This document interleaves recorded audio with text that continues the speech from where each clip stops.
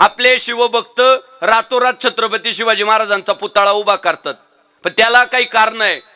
त्याचं कारण असं आहे की प्रशासनानं स्मारक उभं करण्याच्या ज्या नियम अटी शर्ती आहे त्या इतक्या कठीण केल्या, इथली परवानगी आणा, तिथली परवानगी आणा, तिथली परवानगी आणा, तिथली परवानगी आणा, जेणेकरून त्या परवानगी आणण्यातच इतका वेळ जातो की एक वेळ अशी येते पोरांच्या एक लक्षात येतं की परवानग्या भेटणार नाही, पुतळा उभा राहणार नाही, आणि त्यामुळं पोरं परवानग्या घ्यायच्या नादात न अडकता सरळ रातोरात छत्रपती शिवाजी महाराजांचा पुतळा चौकात उभा करताय. अरे हिंदुत्ववादी सरकार आहे, सगळे जर एकत्र आले आणि सरकारकडे मागणी केली की आमच्या महापुरुषांमुळे आमचं अस्तित्व आहे, हे स्मारक बसवण्याच्या बाबतीतल्या नियम अटी शर्ती तुम्ही शिथिल करा. ग्रामपंचायतीची परवानगी असली की स्मारक उभं करू द्या, स्थानिक लेवलच्या परवानग्या घेऊ द्या, स्मारक उभं करू द्या. कशाला भांडणं होतील? भांडणं जे होत आहे ना, इगो दुखावला जातोय. काय इगो माहितीये का? आम्हाला का विश्वासात घेतलं नाही.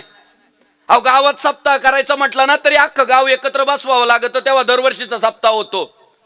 आणि सध्या इगो इश्यू झालाय की आम्हाला सांगितलं नाही, रातोरात पुतळा आणून बसवला. मग वाद निर्माण होतात, भांडणं होतात, हेवे दावे होतात.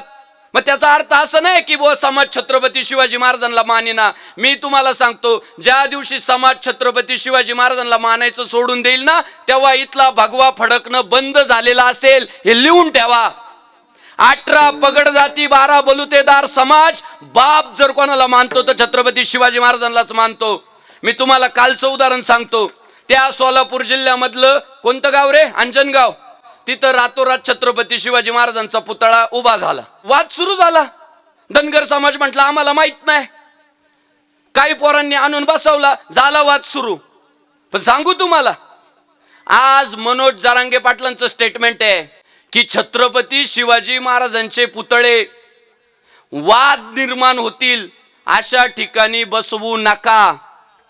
छत्रपती शिवाजी महाराजांचे पुतळे पद्धतशीर चर्चा विनिमय सर्वांना विश्वासात घेऊन बसवा.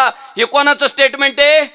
मनोज जरांगे पाटलांचं. गोपीचंद पडळकर साहेब त्यांचं स्टेटमेंट काय माहितीये? छत्रपती शिवाजी महाराजांचा पुतळा मी दिवसा ढवळ्या ढोल वाजवीत बसवतो. कुठं जाती येते डेव? म्हणजे काय आपल्याला शिकावं लागणार आहे की कोण जर आपल्या तेढ निर्माण करायचं काम करत असेल तर तो सापळा आहे, तो ट्रॅप आहे, त्याच्यातून आपल्याला सावध राहावं लागल. आणि जाती पाती उचकाटून फेकून तुम्हाला आम्हाला सगळ्यांना हिंदू म्हणून एकत्र यावं लागल आणि हिंदूंचा राजा छत्रपती शिवाजी महाराजांचा जय जयकार करावा लागल. छत्रपती शिवाजी महाराज की जय.